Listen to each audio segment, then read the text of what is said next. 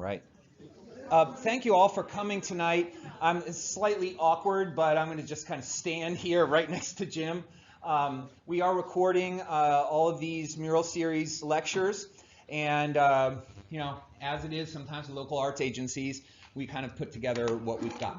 So first of all, thank you all for coming.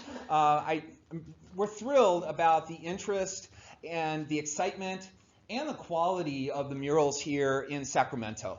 And that conversation has led a lot of us, and you all I'm sure included, to say, hey, let's start to have more conversations in the city about murals in the future. So I'm Donald Gensler with the Sacramento Metropolitan Arts Commission. I work with the Art in Public Places program. Today we have Lene Eller, who's our program manager, is here with us. Diana Rufner, who is our arts program assistant up there in the corner. And we also have Kelly McAllister from Councilmember Carr's office with the city as well. So, thank you. I just met with Councilmember Carr today. Thank you, Councilmember Hansen's office. So just really want to underscore the excitement that the city has about murals and the recognition, too, that we're here at City College. And we're here at City College for a reason. Because this series is about education. It's about all of us having a dialogue, having an interactive dialogue about murals. And we thought a great way to do that is to have presenters talk about different subjects and topics.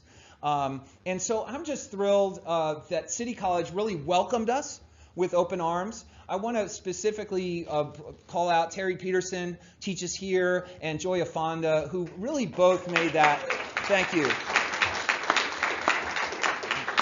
really just made this happen and made it a success. We're just kind of talking informally about, hey, do you think that we could make this happen at City College? So thank you very much. I also want to kind of mention a couple things. Most of you signed in the sign-in sheet. If by any chance you didn't, if you wouldn't mind, we really appreciate at the very least if you would put your name down. If you would like, we'd really love you to put your email down as well. That way we can continue to contact you and follow up with you. There's a sign-in sheet here, more back there, and then more at the door if you didn't get a chance to. A couple housekeeping things. If you wouldn't mind, we ask that you not take any photographs. If you're interested in a particular image, you can contact us, and Jim can talk about getting some of those images. These are Jim's photographs as well. And we also ask that you kind of silence your cell phones just for the duration. Just so you have a sense of what the plan is here, this is the first in what we're seeing as a kind of 6-part mural series of discussions around murals. And the idea really being that we're going to engage through these speakers, engage the city in a larger conversation ultimately about, do we need a mural policy in the city? Do we need to register murals in the city, or do we not? And the way we're doing that is through just literally talking about murals and learning about exciting people that have been great advocates for murals. I want to also mention something else here. I met Jim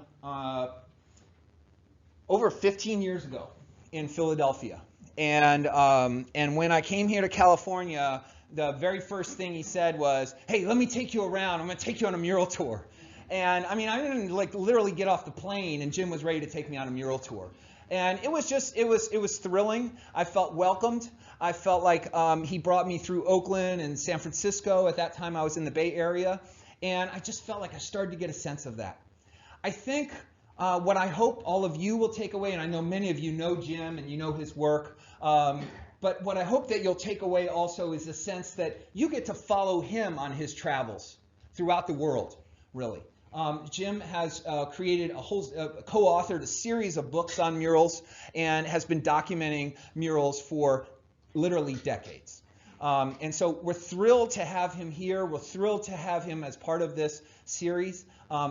He'll give a lecture, it'll be about an hour long, and then we've got a half hour for some general questions for Jim, but then we'd also like to just talk a little bit about murals in general within Sacramento as the kind of first part of our of our mural speaker series. We're not going to accomplish everything tonight, but we hope you'll stick with us for the ride for 2020. And with that said, let's please give a warm welcome to Jim Prigoff.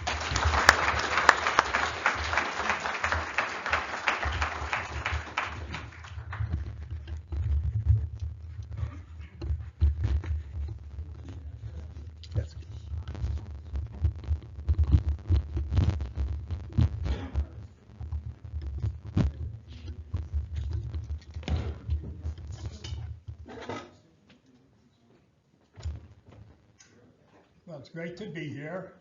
How old is the young lady? Oh, it's my son. Okay. He just has long hair. I think we span the entire age group here, which is great.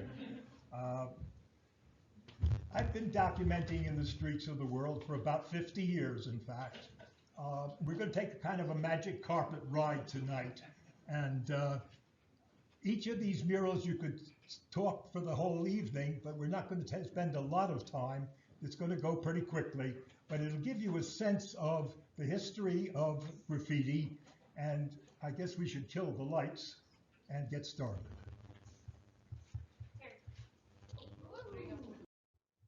So people have been decorating their walls. This is from Lascaux in France, minus about 17,000. And then there was Altamira in Spain.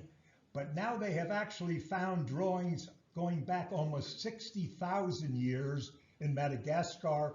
So murals have a very, very long history for sure. And we're going to move forward very quickly. These are handprints. They're down in the Amazon. And the handprint is very significant because that's one individual person's handprint out of 8 billion people. And you'll find in many cultures, the handprint is a very significant thing. The John people put their hands on the walls with red paint. Chinese Grauman Theater for the stars, when you have a star in the walk, what do? They put their handprint there.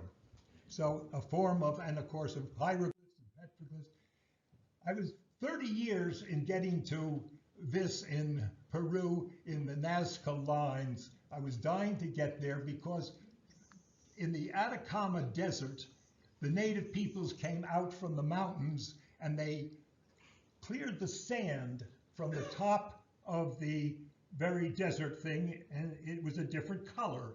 So here we see this big hummingbird that's about a half a mile long, and actually there's a landing strip, and we'll see another shot of the landing strip. So what were they doing? Certainly not for the people who were on the ground, but for some aliens who they expected to come from outer space. And they provided them with a landing strip so that they could land and come there. You have to visit these really by airplane, and I got pretty nauseous, but I got some good pictures. And we flew fairly low and kind of dipped and dived, and what was fascinating to me was that it was not discovered until 1936. And because they were putting the Pan American Highway through, they happened to see pieces of this. And a German woman came and became the curator of these lines. I've been to Tibet, I've been to India. Inside the monasteries, you will find wonderful paintings, very, very much a mural context. Sigiriya is in Sri Lanka. It's a lava plug. It's about 600 feet high, and the emperor built a palace and a fortress on top, but they carved a walkway to get him up there, and when they were carrying him, he just didn't want to see bare rock, so he got the artisans to paint hundreds of these very lovely ladies, but the sun and the rain, you know, just make them disappear over a period of time. We're going back 4th century, but about 20 of them are still there after all these years. And of course, in the 60s, I was in the churches in Europe, and there are endless murals and paintings within the European mural system. And if you go to the Baja today, you can actually see You had to go by horseback up in the mountains, but you can see these very tall figures. They probably used herbs and they used charcoal, but they didn't have paints. And I don't know where they got the wood for scaffolding to get up so high, but these still are there and you can still see them. Interesting, this slide, which is 1947, I'm told by Kodak that slide might lose its color after 75 years. I can only say that's my wife Arlene, who's passed on, but we're at El Morro Rock, and what are we looking at? Well, we're looking certainly at petroglyphs, but we're looking at a little graffiti, because over here, the conquistadors, as they came by, they wrote their names, or carved their names, I should say, on the rock, so that other people who came by would know that they had been there. And this is the agricultural college in Mexico. Diego Rivera painted this over a period of 2 years. Everywhere is decorated. And basically what he was doing was he was bringing nature and the earth together in all of the symbols. And of course, the Tres Grandes were extremely important. This is a pretty powerful mural. We could really talk about this one all day long. Here we see Cortez with a syphilitic face. And they brought syphilis and they brought disease. We can see people being hung in the background. We can see the natives being put to work. And we can see the church over here very much involved in the persecution and the conversion of people. Not too happy a theme. This is all fresco. When Diego went to Europe, I wouldn't say dabbled, but he tried to do all of the different kinds of imagery that people did. He did some Modigliani, he did some Renoir, but when he came back to Mexico, he decided to go back to fresco, because that's the ancient way of painting, and you put a little concrete on the wall, wet, and you paint it, and it becomes a really integral part. It's not like it's just on the surface, but it lasts a lot longer. And so fresco became the way in which Diego Rivera painted his great paintings. This may be his best piece. This is the River Rouge in Detroit. Murals are always controversial. There's a thing up here which I'm not showing, kind of like a Holy Trinity, and they wanted to shut the thing down and tear it off the wall, but Edsel Ford actually saved this. It's priceless, absolutely priceless, and it shows the workers in the River Rouge plant. And then here's Man at the Crossroads. I don't know how many of you know the story. I'll make it very short. Diego was brought to the United States to Rockefeller Center, and he was commissioned to paint a mural. And the mural was going fine, Man at the Crossroads, and all of a sudden on the last day, this guy appears. Well, it's Vladimir Lenin. Oh my gosh, a communist. Well, they shut down the place and they jackhammered the whole thing off the wall. Today it would be a treasure for the United States. Anyway, Diego went back to Mexico, and at Bellas Artes, he repainted it. This is Camarena, another of the great Mexican painters. And Siqueiros, you can always tell Siqueiros' work because the arms are kind of reaching out and outstretched. This is on the University in Mexico. And then Roscoe comes to the United States, and Siqueiros comes to the United States. And in LA, Siqueiros paints the image which I'm about to show you, and it's so dangerous that the fathers of the city who had commissioned it covered it up. And there's the boarding, and this is what you see in a drawing of it. Now, I always thought it was these guys, I always thought it was the guy on the cross, but in fact, it's this, here are these revolutionaries and they have a gun. And that just freaked out the fathers of LA, and they shut it down. About 10 years ago, the Getty didn't really repaint it, but they opened it up. They spent, I don't know, $5–10 million to make this a visitor's site, because it is a very important mural. And then if you go to Coit Tower in San Francisco, what's interesting about this we're now talking about the 30s, WPA, PWA. what they wanted to do was to put artists to work, and they said, we'll pay them plumbers' wages, part of trying to get out of the Depression. But it's interesting that here we see both people of color and white coming together as workers. There are many murals in Coit Tower. It's a great place to go. Now, immigration is a very big deal today in the United States. Trump is doing terrible things on the border, and probably he would have kept this guy out. That happens to be Albert Einstein coming from Europe, from Germany. This is at Roosevelt Fields in New Jersey. And what you see here are people sewing and working together. They went to Roosevelt Field, coming out of the sweatshops of New York City to form a community system. And it failed over a period of time. Very hard struggling in a community system against capitalism, but it's fascinating that all these people are coming into Ellis Island and making a great contribution, obviously, to this country. Artists have a signature. Very often you can tell the artist simply by the way. This is Arnold Belkin. If you ever see anything that looks like this, you'll know Arnold came from Canada to Mexico. He wasn't as great as the Tres Grandes, but he was a great painter. And personally, I love his images. I also love these images. These are from the Ramona Parra Brigade from Chile. And I took this picture in Holland. After Pinochet had the coup supported by the United States, and for your information, the United States is again helping a coup in not in Ecuador, but in, yeah, I guess it is Ecuador, right. So the Ramona Parra came from a very dictatorship, and they went around. There actually is one in Berkeley. There are many in the United States. But most of their images, always there's a cross somewhere here. There's always corn. Here's the cross. There's a peace symbol, a peace stug. But I just love the colors and the faces. And again, and of course, music comes into play. And they traveled around the world painting these murals. I actually did a lecture there after the many, many years when the artists returned.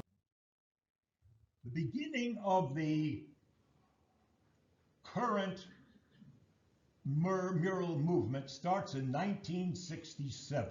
We're in Chicago, and a group of African-American artists come together to paint the Wall of Respect.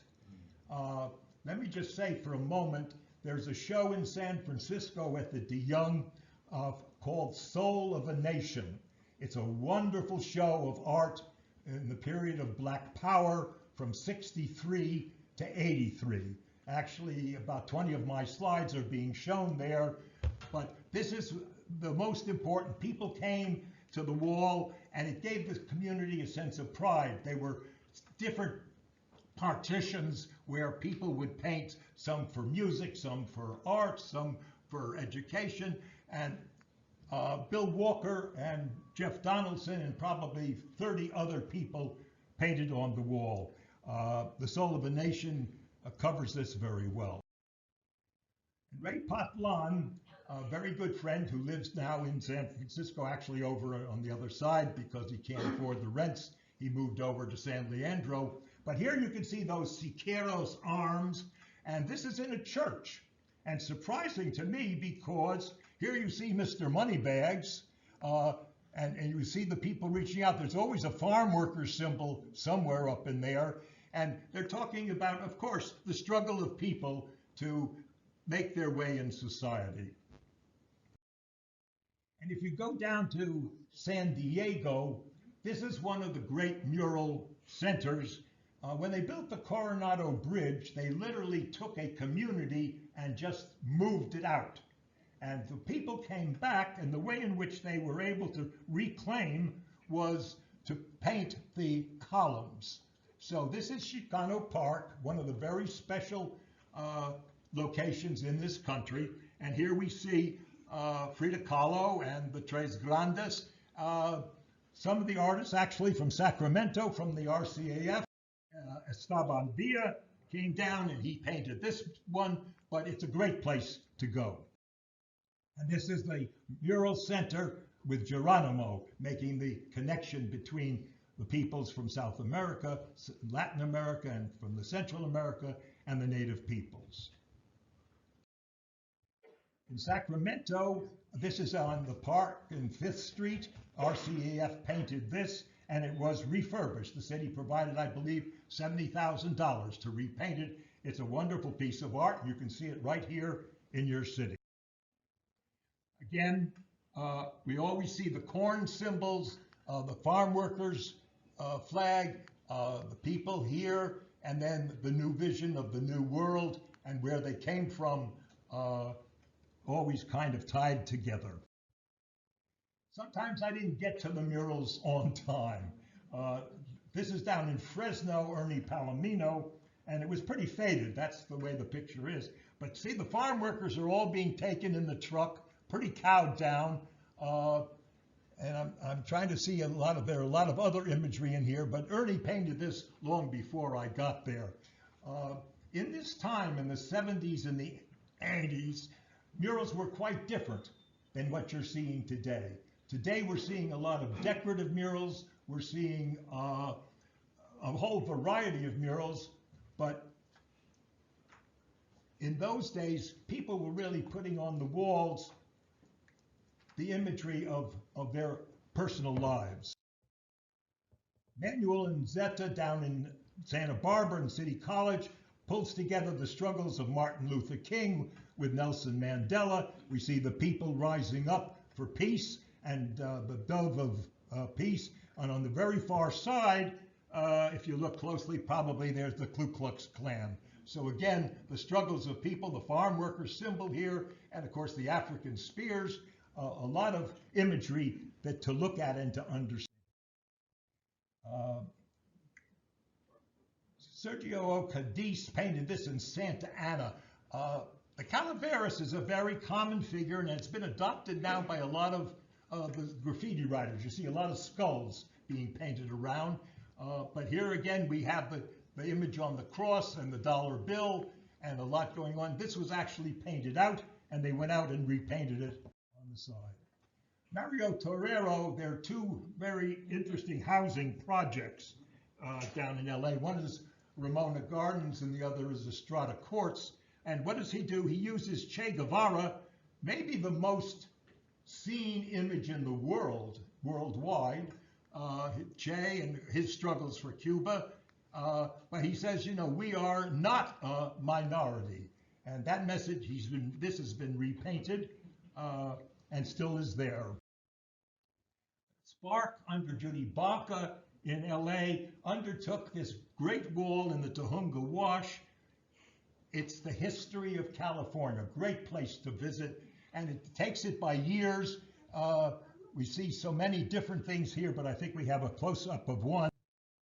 Well, here we are. We're looking at the Zoot Suit period. We're looking at, I can't quite read what this one is on this side, but each one represents something that was taking place in LA. But this is the image that really gets to me. Here we have the Native American, and he's kind of beaten down by society. And so he comes in, and he's being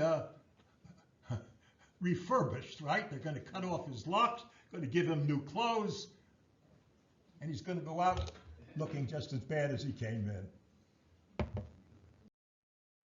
Judy Baca is one of the great muralists and the founder of Spark. And one of the projects, I've been on the board there since the 1980s, so I'm kind of intimately involved. She had a concept of a world wall in which Spark in LA would paint a number of canvases, and then they would have people from Finland, from Russia, from Mexico add a new canvas each year. So in this canvas, and I think this is true, I think who will save us will be the women. And you see the women here with tears and hope, and the young man, he's starting off to address the issues of war and what have you, but his shadow is Mahatma Gandhi, because that's the symbol that was very strong and was not violent. Here we have the people gathered together trying to hold back the pollution. And all we see from the current government in the United States, unfortunately, is relaxation of restrictions and rules, and we are polluting, a denial of climate change. So a very significant mural for me. I love this mural. Judith Hernandez, this is Dolores Huerta. We see some Mexican symbols and what have you. I have sold this image to public schools, books, and what they don't even see is what's happening over here. For me, helicopters, I equate with death, because I've been in some situations myself where the helicopters have come on and dropped bombs, have shot people. We know that in many countries. And so that's a very interesting symbol. And here's the man crossing the Rio Grande with his mother or his grandmother or his wife on his back. And here we are, I don't know, 40 years ago, and that problem today has become a major issue in this country. You see, you all see the image of the swirling waters and the guy with the person on his back. Paul Boteo paints just beautiful murals in Los Angeles, and this is just one of them. Again, so many symbols that I don't have time to talk about them. This is a period of great muralism back in the 80s and the 70s. Often there's a contrast of hope and despair. That's part of many murals. And here what we see is these people down on this side, they're coming up trying to get over the wall from the bottom and to join the people here. You see these people are immigrants coming obviously from Latin America, and we see a whole group of people up here. The constant struggle to get education, to be part of society, and not to be denigrated. Richard Wyatt, a great painter. This is Capital City in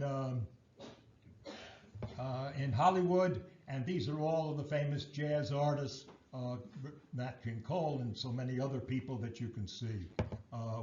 I've watched him paint this. Richard Wyatt, just a wonderful painter. Not many people have painted about AIDS, but there is this AIDS mural and one other I'll show you. This is in Los Angeles, putting out into the public a subject that many people were not willing to talk about. And Johanna Pothig, who's an outstanding muralist here in San Francisco, painted this in LA, and it's the cover of our book, Painting the Towns, Murals of California. A very golden kind of special image. Hector Ponce, he's got Zapata here, and he's got Comandante Marcos from Mexico, and he puts them together, and there's a great outburst and cry about a figure on the other side that has a gun, and the city paints it out. So many of us got involved, and we petitioned the city and a lot of other things, and lo and behold, he comes back, and here, now he's got Comandante Marcos going out on a horse, only half a horse. He's got the big Zapata up here, and this is around 8th Street in Los Angeles. And here's Cesar, you see, but for many years, it's interesting. I didn't look closely enough at this. I always just thought those were grapes. Those aren't just grapes, those are skulls. Take a close look. How many people have died in the fields picking the grapes? So here we see the history of the ancients. We see Adelita and Comandante Marcos, and again, here's the future with the computers. So he's really talking, the artist here, about a whole history of the Mexican people. And occasionally, buildings get torn down. I forget the name of the gentleman from Mexico who painted this, but what we see is the center people are coming up from underneath into a world of pollution. And of course, we really know factually that climate change is a very serious problem, and our government wishes to say that it has no bearing. I don't know how many of you have seen this. This may be one of the great murals in San Francisco. They've just published a book. It's called Maestra Peace, P-E-A-C-E. It's 7 women. Very difficult building to paint a mural because you've got all these windows. But up top here is a lady named Rigoberto Menchú from Guatemala. She's a Quiché Maya, didn't even speak Spanish. She won a Nobel Peace Prize for her work. So she's here at the top, and she came to San Francisco, and I stood on a building across from here. I took her picture with the image there. Then there was one woman who listed the names. All of this running through here are names of women and people that we don't ordinarily talk about, like they're not Joan of Arc. Carlos Santana, Michael Rios paints him here in the center with his band. He goes back to the ancient pyramids and looks to the future here. This mural is now gone. Many murals, of course, are gone. And Chuy Campesano designs this, and artists paint this. This is at 17th Street on what was the Lily Ann building. So lo and behold, a new owner comes. Whoops, there we go. And it's gone, painted out. Well, so we get a lot of people together, we do fundraising, we hire lawyers, and a suit takes place because the city also had paid for part of this. Notice the paint bag up here. If you want to really destroy a mural, you put paint in a bag and you hurl it up on the wall and it drips down. So that's there. Anyway, the final outcome was Chuy had passed away, but his family collected $200,000. So murals are protected. The artist has rights, and it's a kind of a dicey sort of a thing, but there are many lawsuits that have taken place, and very successfully. Juana Alicia, a very famous San Francisco muralist, paints this woman who's working in the fields of the lettuce, and you see this plane is spraying all of these toxic things on her. She probably will end up with cancer right in the mission, but it kind of gets faded, and so she comes back, and artists really, for the most part, don't want to go back and repaint a mural that they've painted. But today, their fees are so much greater than when they painted the mural 20 or 30 years ago, and they'd like to do something new. So Juana comes back to the wall, but this is the story of La Llorena and the children and the weeping, and there's a whole long story. You can look it up on Google, but she paints a whole new mural. Dewey Crumpler, The Fire Next Time on 3rd Street, talking about a lot of issues. And then this is a fascinating, this used to be a Gannett billboard, and the city of San Francisco people reclaimed it from Gannett, and it became the billboard for the museum that was here next door, the Galleria de la Raza. So here's Michael Rios with his image of Frida Kahlo.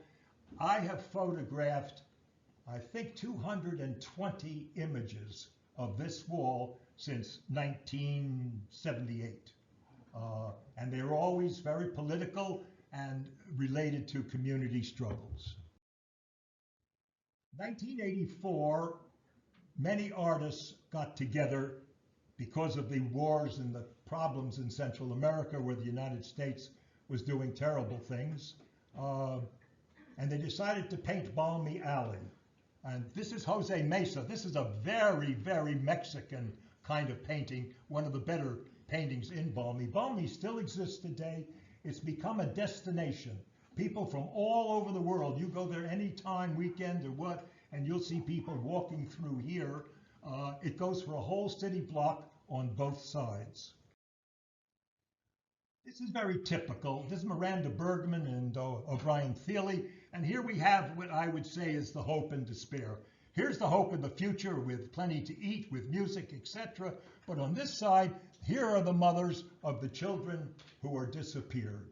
And we see the child sitting there with the empty plate, but here are the goods that are being shipped abroad for consumption by countries with people who can afford them.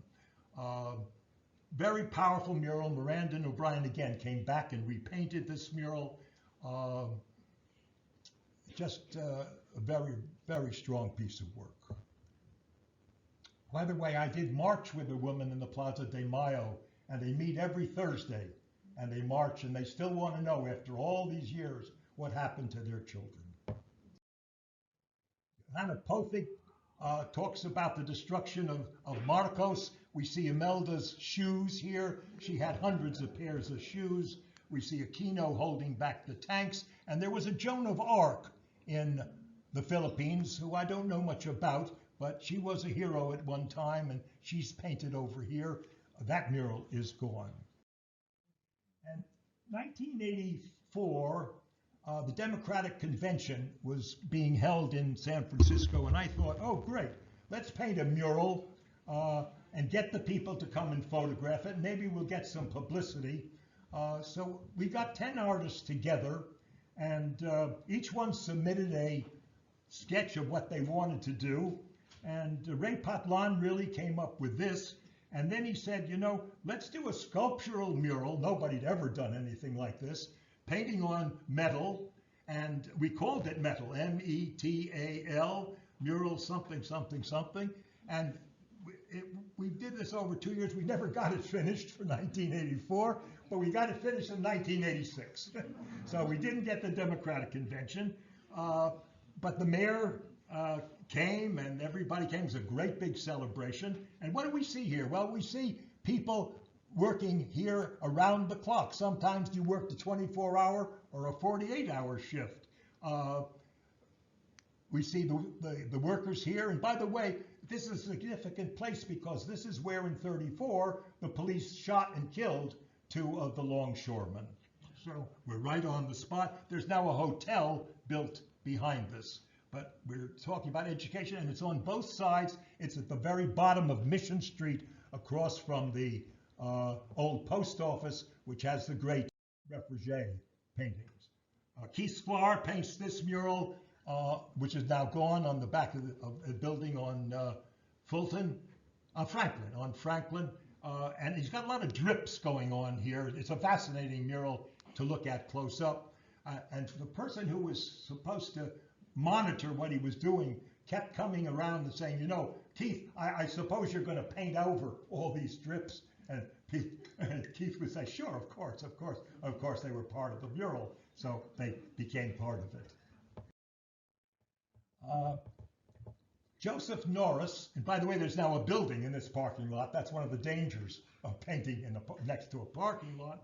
But Joseph Norris went to Philadelphia. There's a gentleman by the name of Zagar. Don knows Zagar very well. I don't know how many buildings he did, by hundreds maybe. And he went and studied with Zagar. And so he did this mosaic tile and painted the mural also on Franklin. And this is what Zagar is capable of doing. And this is from Philadelphia. And just endless amount of work, I would suspect, but just wonderful work in the South Side. If you go to San Francisco, you can see this right off 18th Street. Andrew Schultz painted this. Again, an unknown kid, and today he's selling his canvases. He's invited to paint, and lo and behold, he's brought to Sacramento, and on J Street at about, what, 17th or something, or 18th? He's got a very nice mural. So this is a born and bred young man from San Francisco. Rigo used to call himself 2000 because that was back in 1980, 1990, and then we got past 2000. So I think he's now Rigo 23. But he had a whimsical sense, and there was like a sign on a highway one way, it becomes one tree, and there is one tree here, of course. A very different kind of mural, different kind of signage.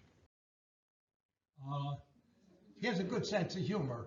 I think this is sky and ground, just in case you get confused. He painted this near the museum on 4th. Here's the ground. And there's the sky. And here's the sky, so you don't get confused. We have some great muralists here in the Bay Area. Daniel Galvez is one of the great artists, and he was commissioned to paint for the Audubon Auditorium in New York, history of Malcolm X. And he painted this in his studio, but he knew where the door was, he had those, and then he actually transported this to New York to install in the Audubon Auditorium. It's a whole history of many different images of the life of Malcolm. Sam Tubilolo, I can't pronounce your name, Sam, forgive me, but Sam has been very much involved. I've known him, he's here tonight, and I've known him for many, many years.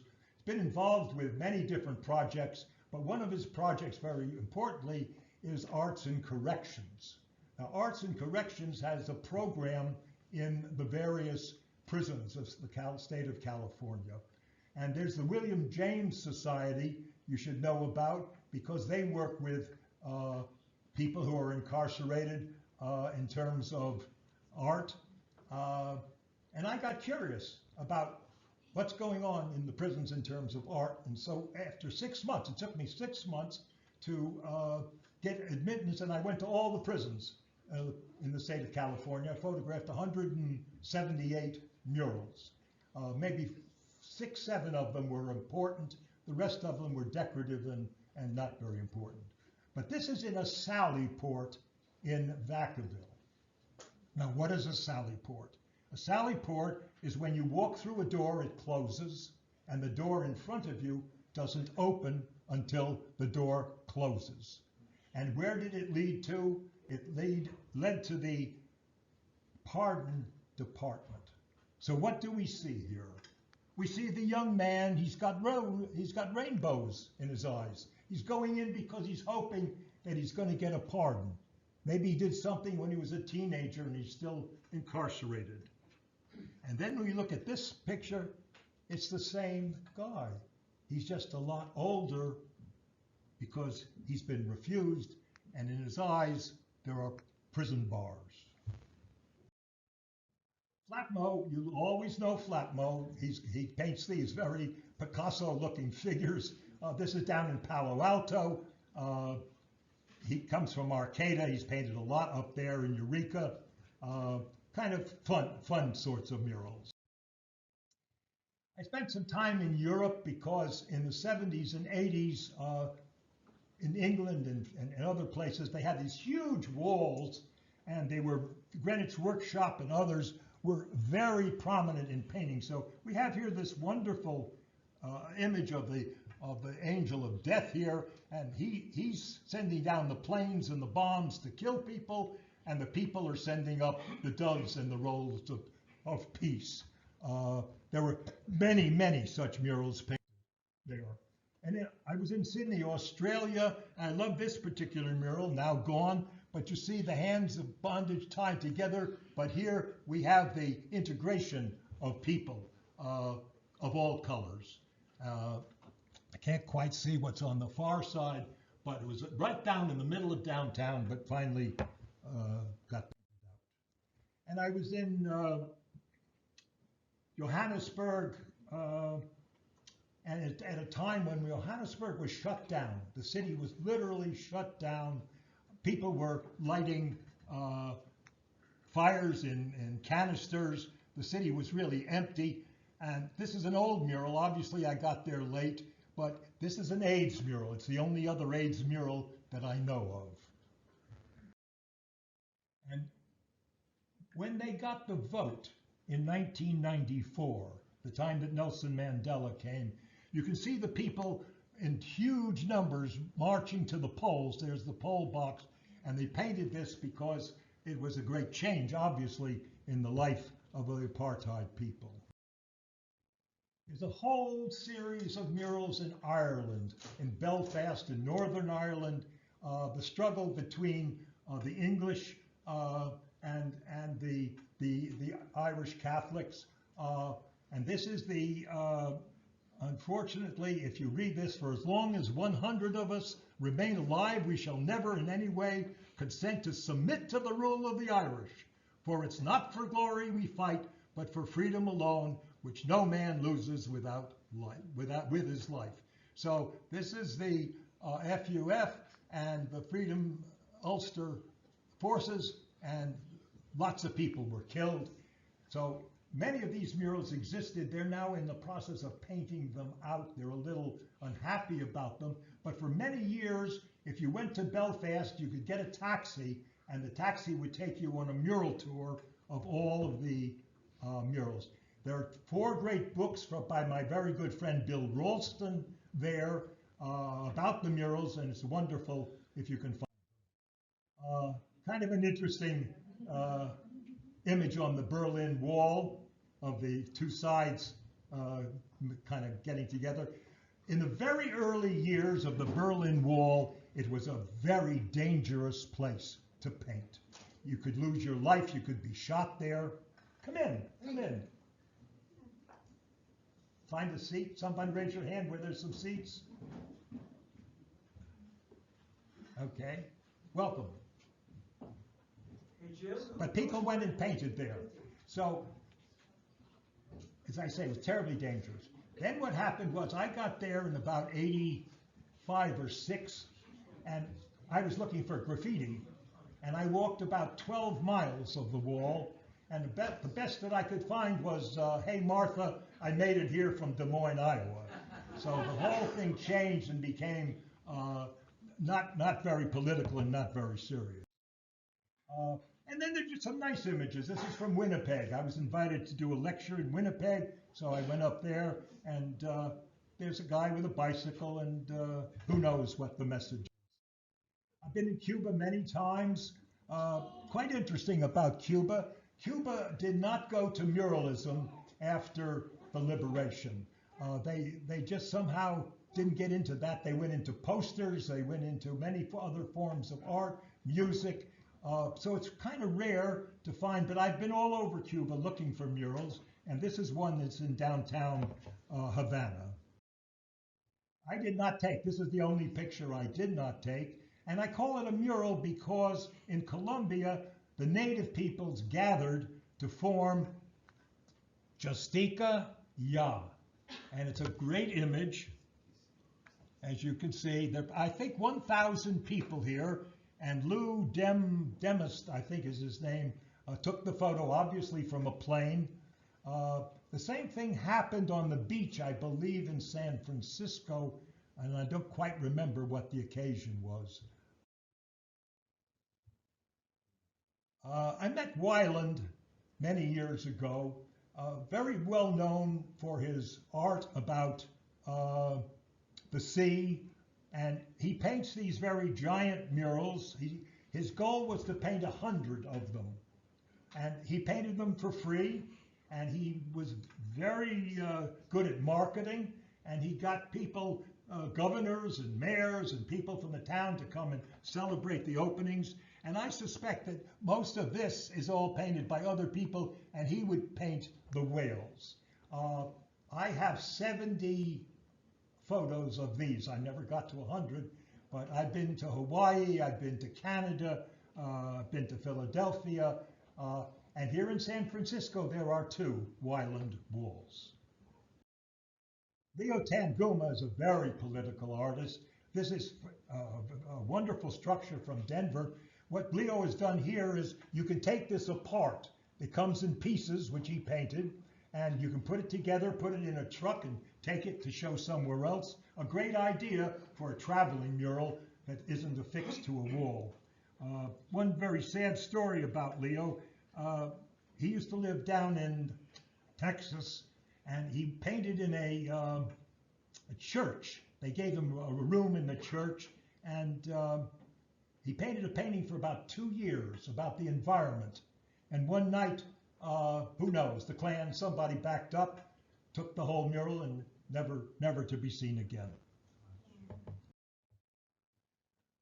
Again, the whole story of immigration is not new. It's old. This is Judy Baca in the Denver airport. She's commissioned to come and paint the people who are coming to the New World. We see the Kivas over here.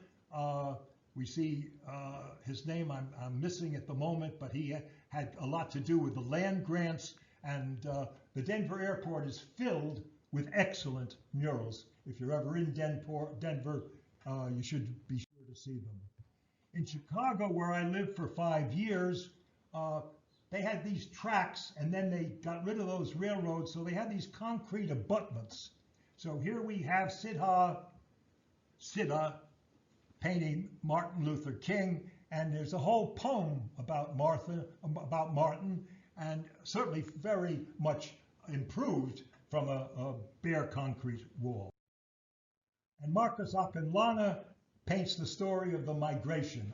There's a huge migration over the years, obviously from the south, people coming to the north for a better life. And Marcus now lives in New Orleans. Tragedy in the hurricane, his whole studio was blown away.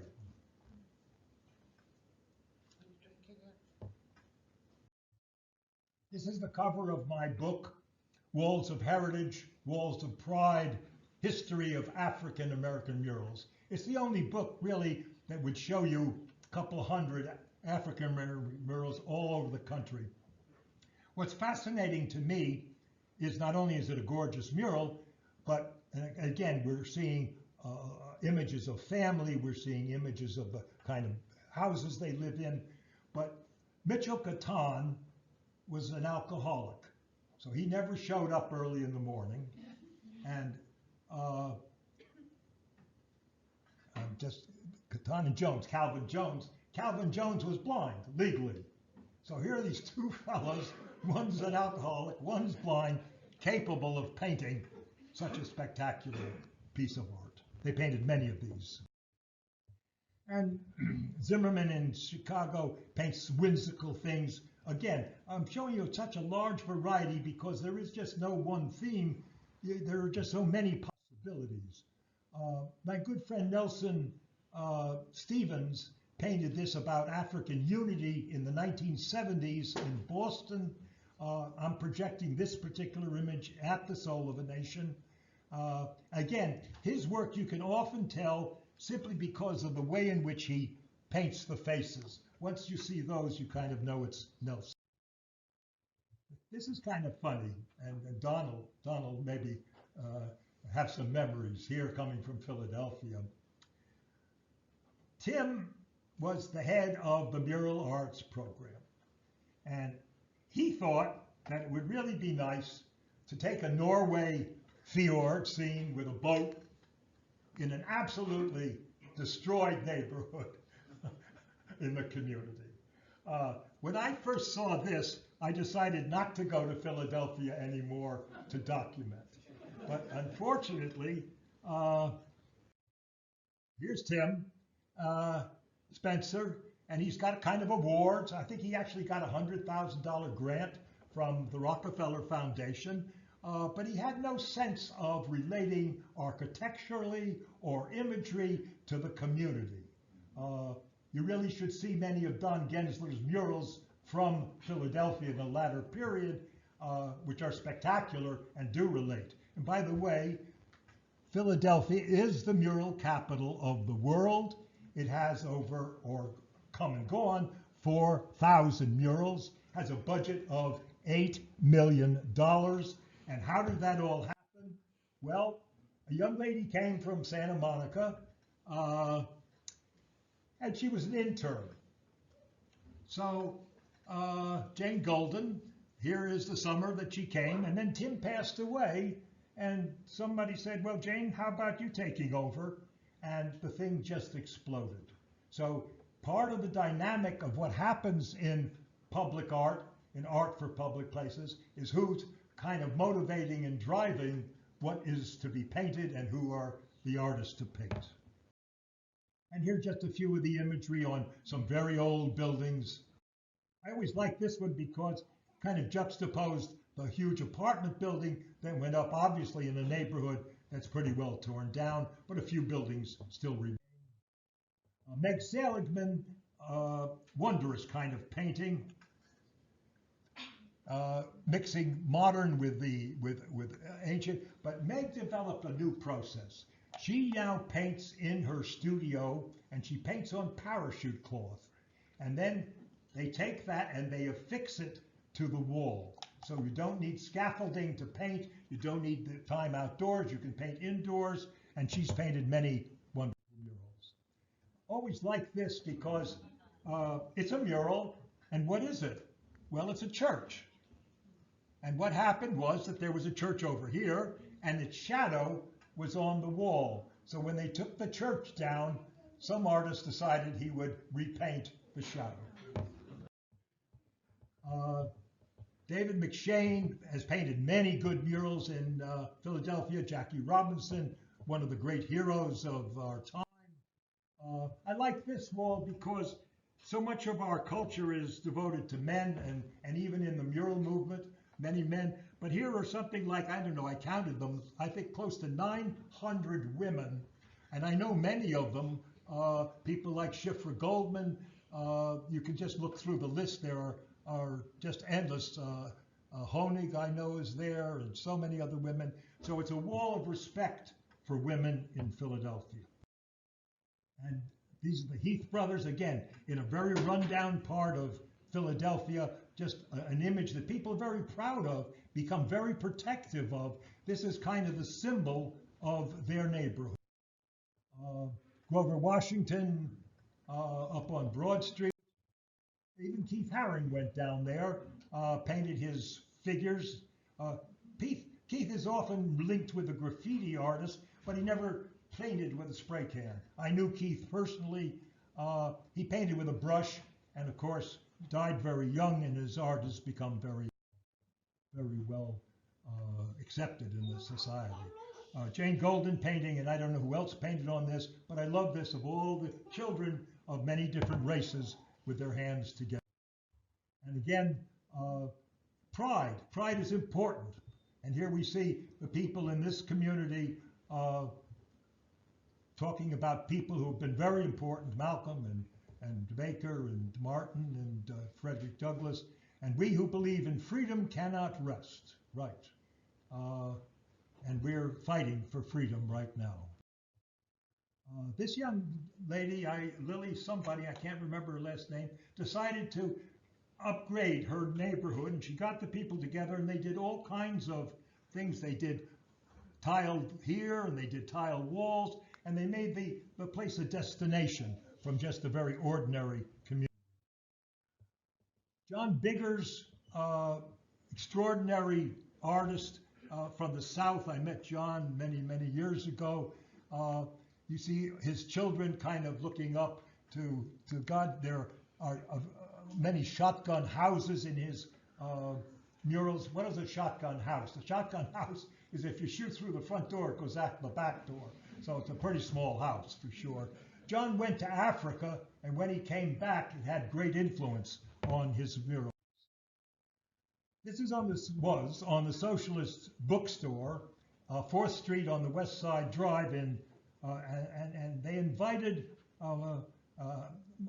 Mark Alowitz. That's not his first name, Alowitz. Anyway, he invited people from all over the world to paint what he considered to be the heroes of our nation. And there's Mother Jones there, and there's Che, and there's Fidel, and people who ordinarily wouldn't be on your list. But what's the message? The message is very clear. The truth must be told, the truth must not only be the truth, it must be told. And here we have today a guy telling the truth, in my opinion, being called by our vice president a liar. So we're still struggling with those issues about the truth and what it must be. When this mural was finished, a newspaper, I think it was the Daily News, urged people in New York to go and deface the mural, literally. And people came with paint bags and threw them at the mural. By the way, an interesting Nelson Mandela over here. And we saw that same figure in Manuel Anzetta's painting in Santa Barbara. And they had to come back and repaint this, but it became, murals have great capacity to stir emotion. That is for sure. This one was kind of interests me from El Paso, Texas. You see the cowboy, well, he's no longer, he's got a Jeep and he's got a helicopter up there probably minding the cattle. But here are the people in the zoot suits. They're on the border from Mexico, kind of balancing, trying to keep themselves in balance of whether they should be in Mexico or whether they should come to the States. Now, there are communities that have lost their source of income. Maybe they grew oranges, maybe they had lumber, maybe they had many different things. Chemainus was a very big lumber place in Vancouver Island, and so they decided to become a mural town. And most of the mural towns, and there are many in this country, there's a whole mural group in Canada, and there's a worldwide mural group that meets in various places in the world. John Pugh and I actually were in Edinburgh with the mural thing. But 400,000 people now come to Chemainus every summer. They have a music festival, they have all the murals, and so they have become what they call the world famous murals of Chemainus.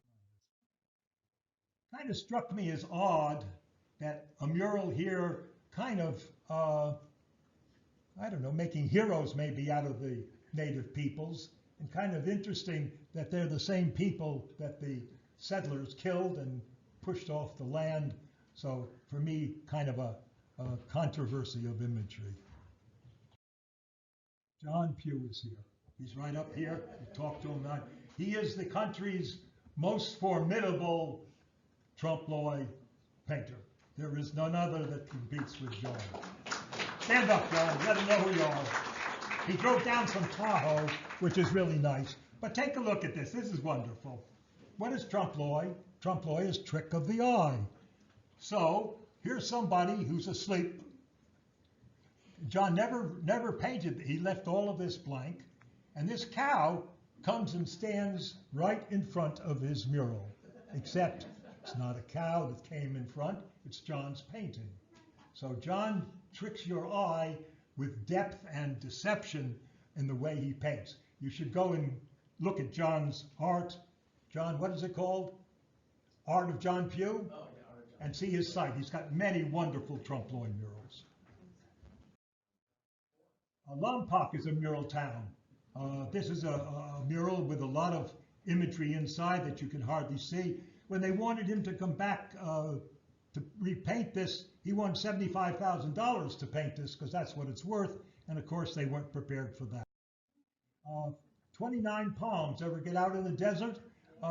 40, 50 murals. Most of them historical. These were early settlers, but they've had a program. They're another mural town. And I would comment about Art Mortimer, very good friend. Art has a program called Art in a Day. What he does is he goes and he researches the history of the town, paints the background, and on a Saturday, the whole town comes and everybody has a paintbrush and paints the mural, and then he goes over it and kind of makes it a little better. And he's done this in, I don't know, 40, 50 different towns throughout Southern California. I arrived in Chicago one day, and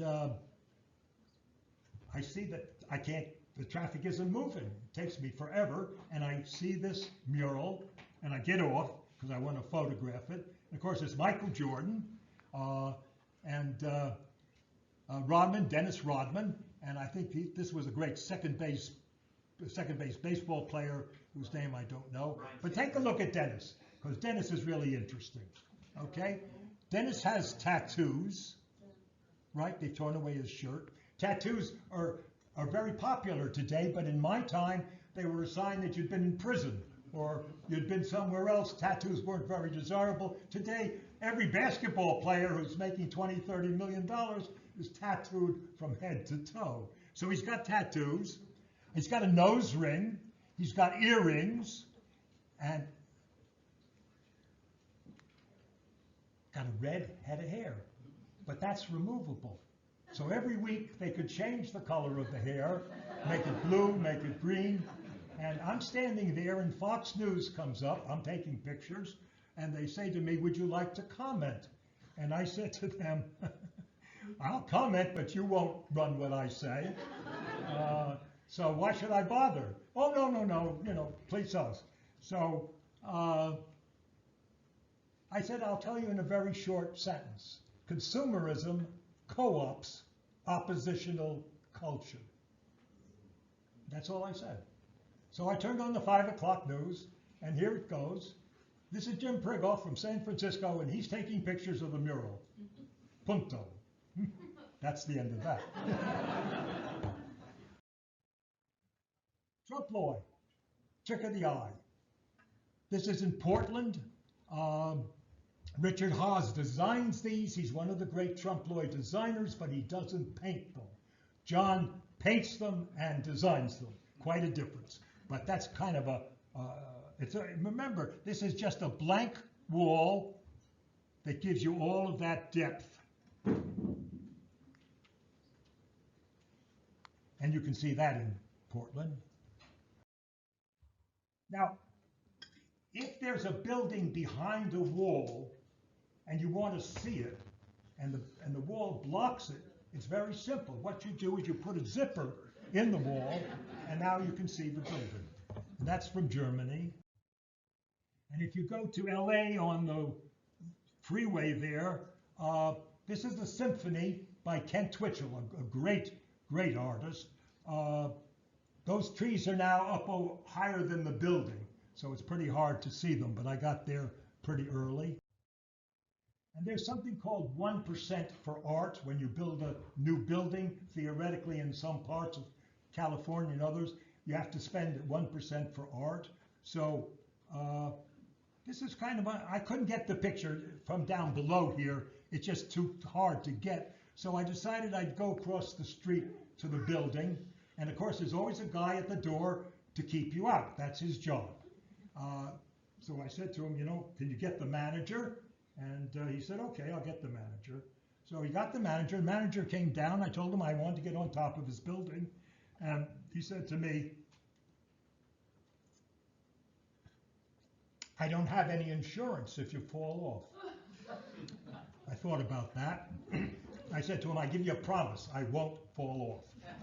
So I got up on there, and now I get a very good picture of the mural. It comes from a little canvas 8 inches by 8 inches, and they expanded it to the entire wall.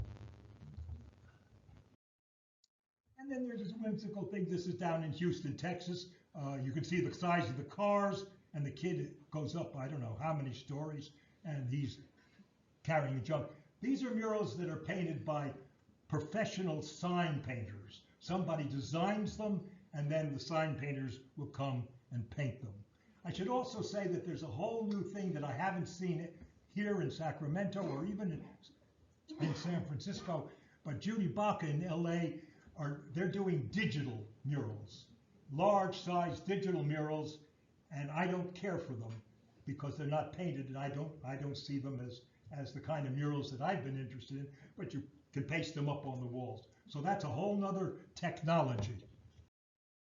Now, murals can be very helpful. When there was a problem in Cincinnati back in the 70s, they were afraid they were going to have an earthquake. They got an estimate as to what it would take to earthquake-proof the building. There was a lot of money. So what did they do? They did a very simple thing. They just put a screw through the building, and now they're okay. John Worley painted this as a mural on 6th Street with a reverse view of the bay. And this is a blank wall.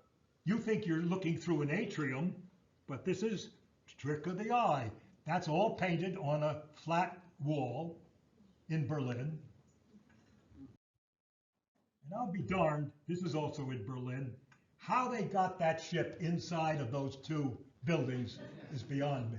But the truth is, if you walk, almost have to walk up and touch the wall to realize, again, that you're looking at trompe l'oeil. And maybe you can get Don to bring me back, and I'll take you through a trip through the graffiti world. Prigoff round 2.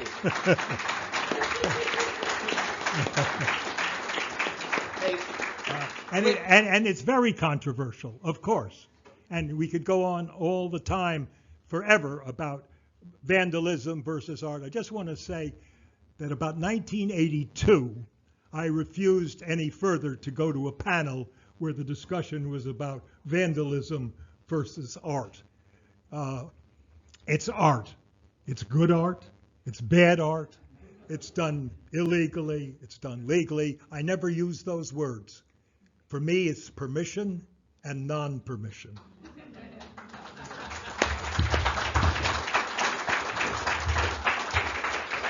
By the way, just as proof positive, this little book has sold well over 250,000 copies. So think about the interest that's around the world, the number of people who are trying to paint, and some very interesting painting here in Sacramento. I mean, take a look at Apex, or take a look at so many of the spray can murals here. People are capable of doing things we cannot believe. It's just amazing. So it is a very interesting part of the art world and needs to be part of the Sacramento art in public places. Terrific. Well, actually, I think that's a perfect place to wrap it up. I feel strongly that when we have these events, we're going to really try to start right on time, and we're going to end right on time so that you all can go on with your other events and schedules throughout the evening. So thank you so much for coming. Let's say thank you to Jim. Please join us in the Condos Gallery.